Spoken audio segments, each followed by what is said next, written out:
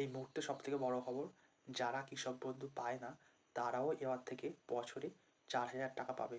মানে 6 মাসে 2,000 টাকা, আবার 6 মাস পর 2,000 টাকা। তাদের কৃষক বন্ধু না থাকলেও তারা বছরে 4,000 টাকা পাবে।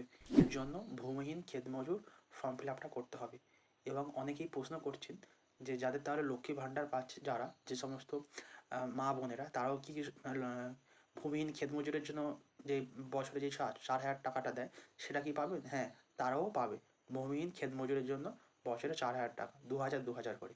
তো আপনারা যান নিকটবর্তী আপনাদের ক্যাম্পে, গিয়ে ওখানে বলুন যে ভূমিহীন ক্ষেত মজুরের জন্য ফর্ম চাই।